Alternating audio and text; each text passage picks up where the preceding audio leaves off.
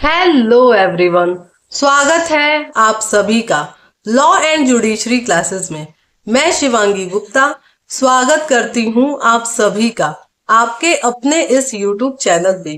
कैसे हैं आप सभी? उम्मीद करती हूं आप सभी बहुत अच्छे होंगे और अपनी पढ़ाई को बहुत अच्छी तरीके से जारी रख रहे होंगे। आज हम बात करेंगे न्याय प्रशासन पर प्रभाव डालने वाले अपराधों के विषय में और जानेंगे कि कैसे कैसे एमसीक्यू बनाए जाते हैं हमारे इस चैप्टर से।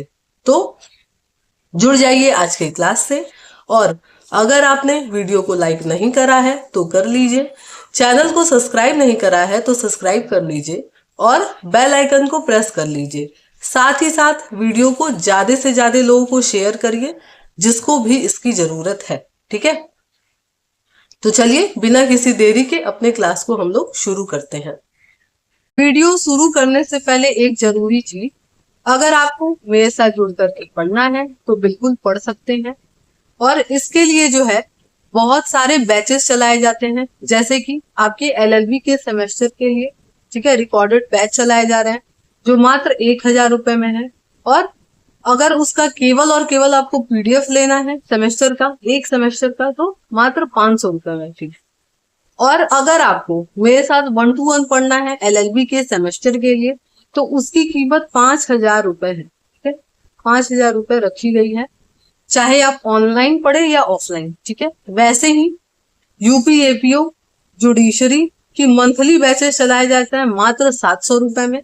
और अगर आपको यूपी एपीओ के लिए केवल प्री को टारगेट करते हुए पढ़ना है तो उसकी कीमत मात्र 5,000 रुपए रखी गई है, जिसमें हम लोग पूरी तरीके से सारे पांचों जो आपके पेपर हैं उसको कवर करेंगे, प्लस जीके जीएस को भी कवर करेंगे। ठीक है, और अगर आप यूपी पीसीएस, स्टेट पीसीएस या यूपी एसआई, आरओ के लिए पढ़ना चाहते हैं लॉ के पेपर या जीएस, तो उसकी भी फीस मंथली मात्र 500 रुपए रखी गई है।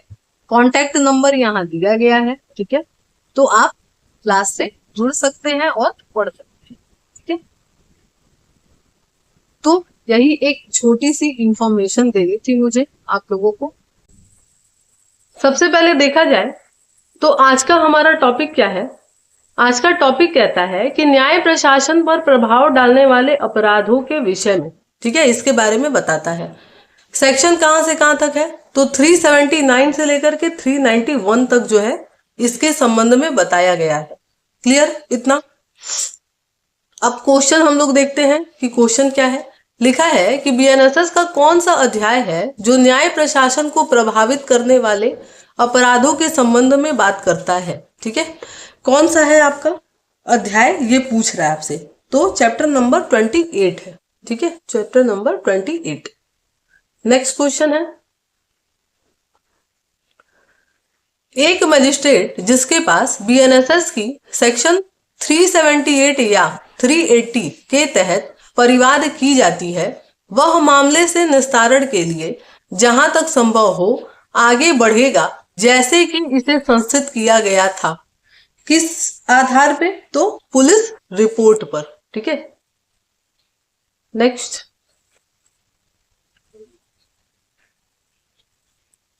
क्वेश्चन है, लिखा है कि कौन सा धारा यह प्रावधान करता है कि जिस मजिस्ट्रेट को सेक्शन 379 या 380 के तहत परिवाद की जाती है वह मामले के निस्तारण के लिए जहां तक संभव हो आगे बढ़ेगा जैसा कि वो मामला क्या है, पुलिस रिपोर्ट पे संस्थित था। कौन सा सेक्शन बताता है इसके बारे में? तो 382 बताता है। ठीक है, ऑप्शन नंबर सी। नेक्स्ट है, कौन सी धारा मिथ्या साक्ष्य को संक्षिप्त विचारण की प्रक्रिया बताती है? कौन सी धारा है? 383 है। नेक्स्ट,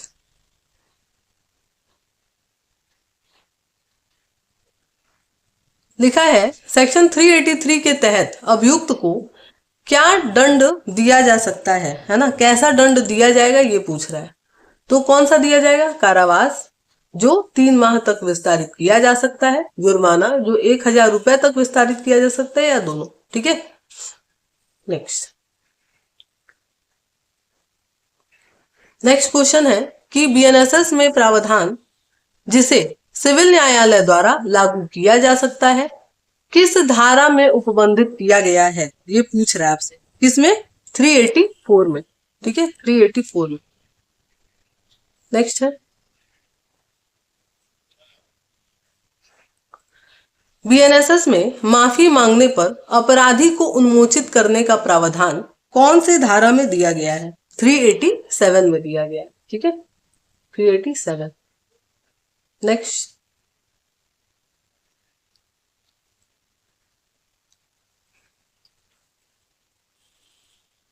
चैप्टर हमारा निर्णय। ठीक है, और ये चैप्टर कौन सा है? तो यही इसका क्वेश्चन पूछा हुआ है। ठीक है, चैप्टर नंबर कौन सा है ये पूछ रहा है आपसे, कहां से कहां तक है? तो 391 से 406 तक जो है इसके बारे में प्रावधान किया गया है।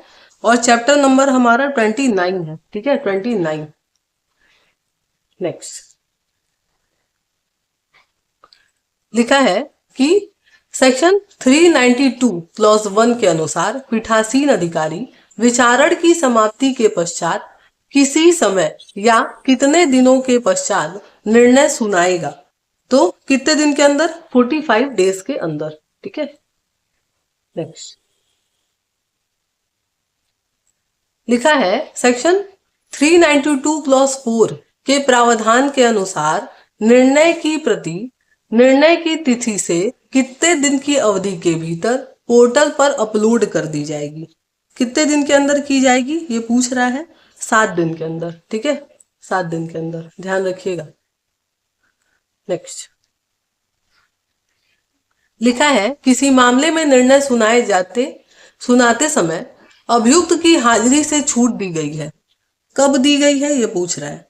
तो पहला कह रहा है कि जब अभियुक्त की व्यक्तिगत हाजिरी पहले से ही खत्म कर दी गई है। दूसरा कह रहा है निर्णय दोष मुक्ति का है, तो उपयुक्त दोनों। ठीक है, ऑप्शन नंबर सी।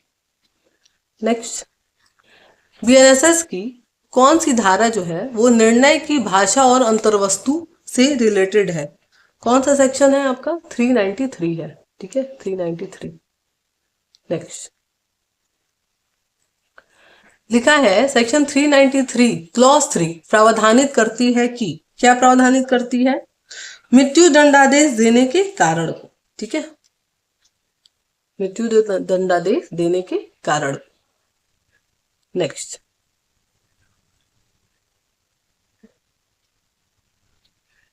लिखा है कि बीएनएसएस का कौन सा धारा है जो ये बताता है कि जब किसी व्यक्ति को मृत्यु दंडादेश दिया जाता है तो दंडादेश के निर्देश दिया जाएगा तो उसे तब तक गर्दन से फांसी लगाकर लटकाया जाए जब तक कि वह मर न जाए। कहाँ बताया गया है? 393 क्लॉज 5 में। ठीक है, ध्यान रखिएगा, बहुत इंपॉर्टेंट सेक्शन है। ठीक है, नेक्स्ट लिखा है कि किस धारा के तहत एक न्यायालय अभियुक्त द्वारा प्रतिकर के रूप में किसी भी राशि का भुगतान करने का आदेश दे सकता है जब जुर्माना दंड का हिस्सा नहीं है। ठीक है, ध्यान रखिएगा इस चीज को। किसमें? 395 क्लॉज 3 में। नेक्स्ट लिखा है पीड़ित प्रतिकर स्कीम का प्रावधान करता है। कौन सा सेक्शन करता है? 396 करता है। ठीक है, 396। नेक्स्ट 396 के अनुसार जहां अपराधी का पता नहीं लगाया जाता और उसकी पहचान नहीं की जाती है, पीड़ित या उसके आश्रित ने प्रतिकर के लिए आवेदन किया है, तब किस अवधि के भीतर राज्य या जिला विधिक सेवा प्राधिकरण को इस संबंध में परीक्षा पूरी करनी होगी? है ना, कितने टाइम के अंदर? तो 2 महीने के अंदर। ठीक है, विद इन 2 मंथ्स। नेक्स्ट है सेक्शन 396 क्लॉज 2 बीएनएसएस के तहत कौन सा प्राधिकरण प्रतिकर की मात्रा विनिश्चित करने के लिए अधिकृत है? कौन करेगा? तो राज्य या जिला विधिक सेवा प्राधिकरण। ठीक है, नेक्स्ट बीएनएसएस की कौन सी धारा कुछ मामलों में पीड़ितों के उपचार से संबंधित प्रावधान करता है? कौन सा सेक्शन है? 399। ठीक है, 399। नेक्स्ट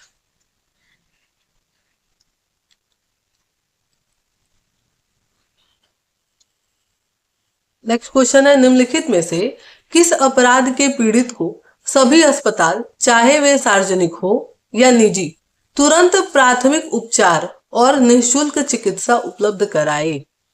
कौन से मामले में? तो दोनों ही मामले में, ठीक है, चाहे वो रेप से संबंधित है या पॉक्सो से रिलेटेड है, ठीक है, दोनों ही। Option number C.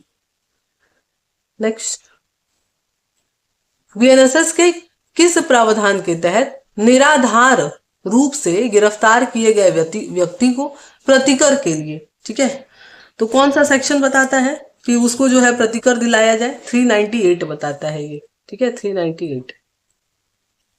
नेक्स्ट लिखा है कि साक्षी संरक्षण स्कीम के बारे में कौन सी धारा बताती है? साक्षी संरक्षण स्कीम के बारे में तो कौन सी धारा बताती है? 398 बताती है, ठीक है, ध्यान रखिएगा। नेक्स्ट है, लिखा है 399 के अधीन वह मजिस्ट्रेट जिसके द्वारा मामले की सुनवाई की जाती है ऐसा प्रतिकर आदेशित कर सकेगा जो कितना कर सकेगा? तो ऑप्शन नंबर डी, गिरफ्तार करने वाले व्यक्ति द्वारा निराधार रूप से गिरफ्तार किए गए किसी व्यक्ति को 1000 रुपए का जुर्माना दिया जा सकता है, ठीक है। नेक्स्ट लिखा है बीएनएसएस की धारा 399 क्लॉज 3 के अनुसार कोई भी व्यक्ति जो इस धारा के तहत दिए गए प्रतिकर का भुगतान नहीं कर सकता है उसे अधिकतम अवधि के लिए साधारण कारावास का दंड दिया जाएगा। कितना? तो 30 डेज का, ठीक है, 30 दिन। नेक्स्ट है,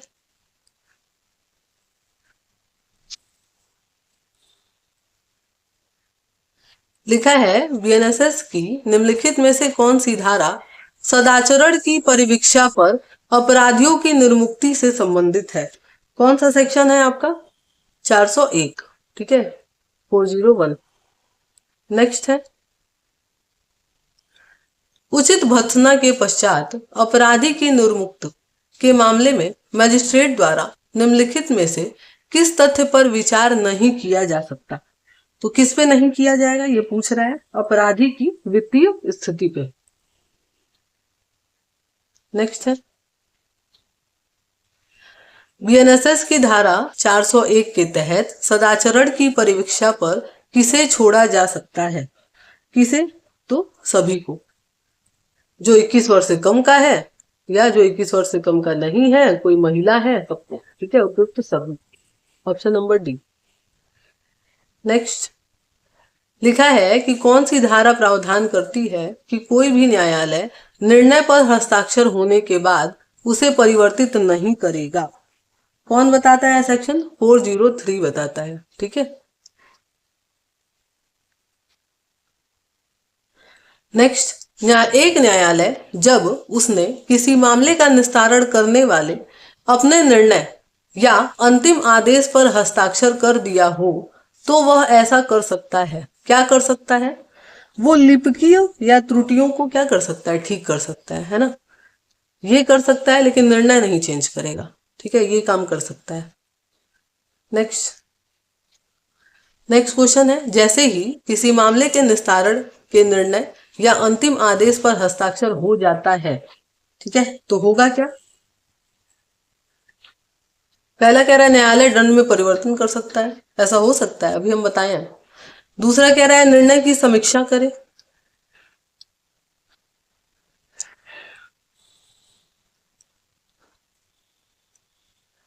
तीसरा क्या कह रहा है? केवल लिपिकीय सुधार करेगा, और कह रहा है पुनर्विचार। तो अभी हम लोग देखें, लिपिकीय सुधार कर सकता है, ठीक है।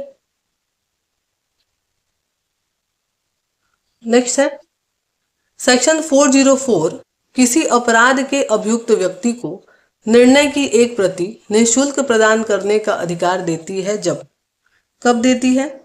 निर्णय जब सुनाया गया है तब, ठीक है, निर्णय सुनाया गया तब।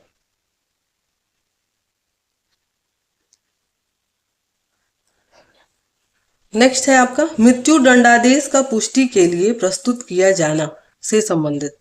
कहां से कहां तक है? 407 से 412 तक, यानी कि 407 से 412 इसके बारे में बताता है। चैप्टर कौन सा है हमारा?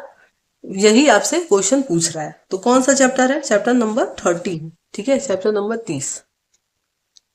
नेक्स्ट,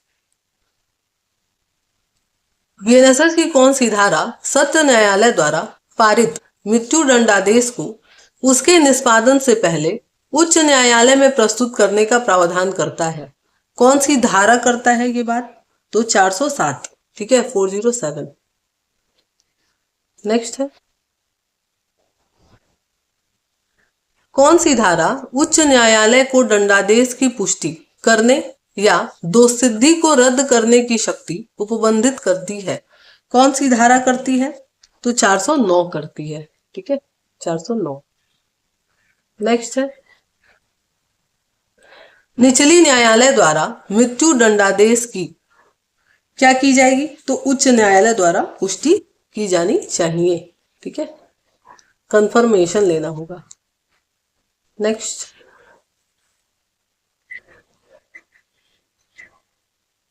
लिखा है कि जब सेशन न्यायालय मृत्यु दंडादेश दे तो क्या होगा? कार्यवाही उच्च न्यायालय को प्रस्तुत की जाती है और उच्च न्यायालय की पुष्टि के बाद मृत्यु दंडादेश निष्पादित किया जाता है। ठीक है, नेक्स्ट,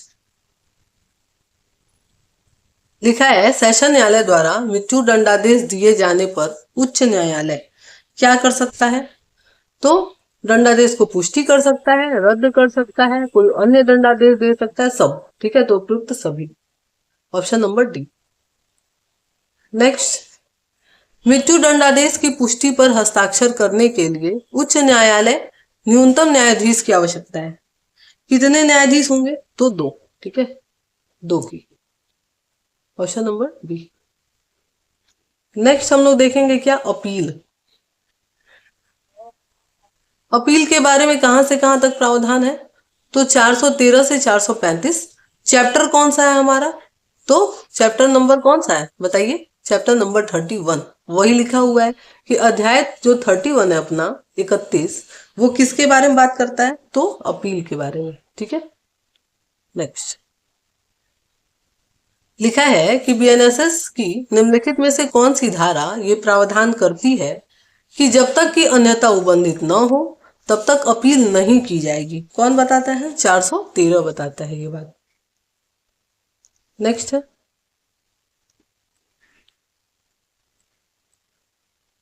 लिखा है कि बीएनएसएस की धारा जो 413 है के तहत एक पीड़ित दोष मुक्ति के आदेश के विरुद्ध अपील कर सकता है। ठीक है, नेक्स्ट, लिखा है कोई पीड़ित न्यायालय द्वारा पारित किसी भी निर्णय के विरुद्ध अपील दायर नहीं कर सकता। कब? जहां न्यायालय अपर्याप्त दंड देता है तब। ठीक है, नेक्स्ट, लिखा है बीएनएसएस की किस धारा के तहत एक सत्र न्यायाधीश अपील की शक्ति का प्रयोग करता है? कब करता है? 414 और 415 में। नेक्स्ट है, लिखा है न्यायिक मजिस्ट्रेट प्रथम वर्ग के न्यायालय द्वारा पारित दोष मुक्ति के आदेश के विरुद्ध अपील की जा सकती है। कहाँ की जाएगी? तो सेशन कोर्ट में। जो भी मजिस्ट्रेट के कोर्ट होते हैं उनकी अपील सेशन कोर्ट में ही होती है, इसको ध्यान रखिएगा। नेक्स्ट है, बीएनएसएस की किस धारा के तहत सत्र न्यायालय दोषसिद्धि के विरुद्ध अपील की शक्ति का प्रयोग करती है? कब करेगी? 415 में। ठीक है, ध्यान रखिएगा इस चीज को। नेक्स्ट है, लिखा है कि 415 के तहत एक अपील दायर की जाती है। कहां और किस चीज के मामले में? तो दोष सिद्ध व्यक्ति द्वारा। ठीक है, नेक्स्ट, लिखा है कि जब रेप से संबंधित कोई दंडादेश है, ठीक है, 64, 65, 66, 67, 68, 70, 71, ठीक है, बीएनएस का जो सेक्शन है। और धारा 415 के तहत अपील दायर की गई है, तो अपील का निस्तारण कितने दिन के अंदर किया जाएगा, है ना, कब जो है निपटाया जाएगा, तो अपील दायर करने की 6 महीने के अंदर, ठीक है, 6 महीने के अंदर। नेक्स्ट लिखा है अपर सत्र न्यायाधीश द्वारा आयोजित विचारित मामलों में दोषसिद्धि कोई भी व्यक्ति अपील कर सकता है। कौन करेगा, तो उच्च न्यायालय, ठीक है भाई। सेशन कोर्ट का कहाँ होगा, उच्च न्यायालय में होगा। नेक्स्ट लिखा है अपर सत्र न्यायाधीश द्वारा विचारण में दोषसिद्धि किसी व्यक्ति को ऐसे अपराध के लिए जिसमें कारावास का दंडादेश 7 वर्ष से अधिक है तो अपील कर सकता है। कहाँ करेगा, हाई कोर्ट में, उच्च न्यायालय में। नेक्स्ट लिखा है कौन सी धारा कुछ मामलों में जब अभियुक्त दोषी होने का अभिभाग करे तो कोई अपील नहीं होगी का प्रावधान करता है। कौन, 416। नेक्स्ट है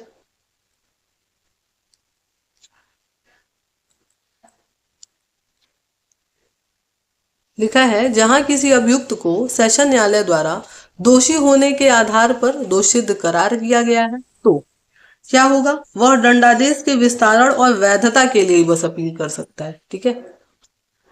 नेक्स्ट लिखा है कि बीएनएसएस के निम्नलिखित में से कौन सी धारा इस बारे में प्रावधान करती है कि छोटे मामले में कोई अपील नहीं होगा। कौन कहता है, 417। नेक्स्ट है 417 के अनुसार किसी दोषी व्यक्ति द्वारा कोई अपील नहीं की जाएगी जहां उच्च न्यायालय ने अधिकतम कितनी अवधि का कारावास की सजा दिया है, ये पूछ रहा है, तो कितना, 3 महीने, ठीक है, 3 मंथ्स। नेक्स्ट है किसी दोषित व्यक्ति द्वारा कोई अपील नहीं की जाएगी जहां सीजेएम ने कितने का जुर्माना लगाया है, तो कितने का, 100 रुपए का, ठीक है। नेक्स्ट लिखा है कि कौन सी धारा दंडादेश की अपर्याप्तता के विरुद्ध राज्य सरकार द्वारा अपील से संबंधित है ना, स्टेट गवर्नमेंट जो है कब कर सकता है, तो 418 में। नेक्स्ट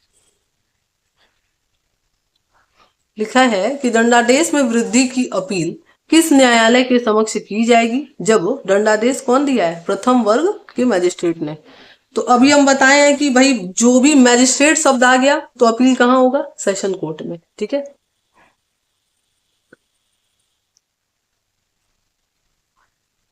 नेक्स्ट है बीएनएसएस की कौन सी धारा जो है दोषमुक्ति की स्थिति में अपील का प्रावधान करती है, तो 419 करती है। नेक्स्ट मजिस्ट्रेट द्वारा दोषमुक्त किए गए स्थिति में अपील की जा सकती है, कहाँ करेगा, तो सत्र न्यायालय, बताएं हम अभी। नेक्स्ट है 419 क्लॉज 1 के तहत बीएनएसएस कौन लोक अभियोजक को संज्ञेय और अजमानती अपराध के संबंध में मजिस्ट्रेट द्वारा पारित दोषमुक्ति के आदेश के विरुद्ध सत्य न्यायालय में अपील पेश करने का निर्देश दे सकता है। कौन देगा, तो जिला मजिस्ट्रेट। नेक्स्ट बीएनएसएस की निम्नलिखित में से कौन सी धारा इस बात से संबंधित है कि सत्र न्यायालय में अपील की सुनवाई कैसे की जाती है, कौन सा सेक्शन बताता है इसके बारे में, तो 422 बताता है, ठीक है, 422। नेक्स्ट है बीएनएसएस की निम्नलिखित में से कौन सी धारा अपील को संक्षेपतः रूप से खारिज करने से संबंधित है, तो आपका 425 जो है इसके बारे में बताता है। नेक्स्ट बीएनएसएस का यह प्रावधान जो निचली न्यायालय में प्रमाणित होने वाली अपील पर उच्च न्यायालय के आदेश से उपबंधित है, कौन सा सेक्शन है इससे रिलेटेड, तो आपके 429 है, ठीक है। नेक्स्ट अपीलीय न्यायालय की शक्तियों का उल्लेख बीएनएसएस की किस धारा में किया गया है? तो आपके 427।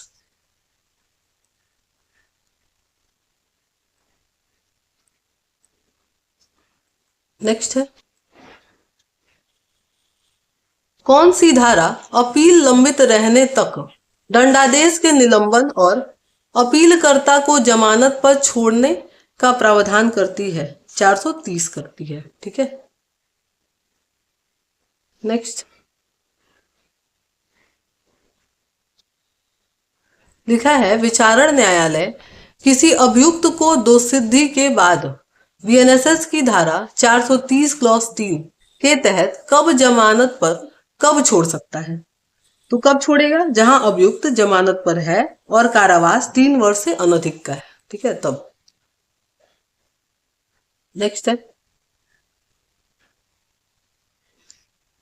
धारा 435 बीएनएसएस निम्नलिखित में से संबंधित प्रक्रिया का प्रावधान करती है?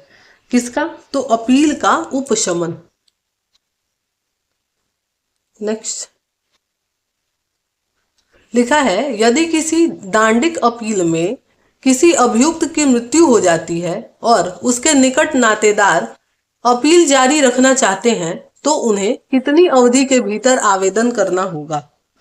कितने अवधि के भीतर? 30 दिन के अंदर। ठीक है, विद इन 30 डेज। नेक्स्ट, धारा 435 के तहत अपील करने की अनुमति देने के उद्देश्य से निकट नातेदार शब्द का अर्थ है, क्या अर्थ है? आपके पारिवारिक वंशज। ठीक है,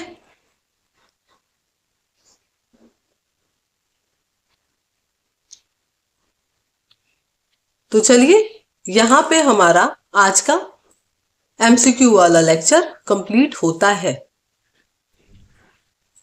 उम्मीद है आज का एमसीक्यू वाला लेक्चर आपको पसंद आया होगा। अगर पसंद आया है तो वीडियो को लाइक जरूर करिएगा। चैनल को सब्सक्राइब नहीं किया है तो सब्सक्राइब कर लीजिए और बेल आइकन को प्रेस कर दीजिए ताकि जब भी वीडियो आए समय समय पे उसका नोटिफिकेशन आपको मिल जाए।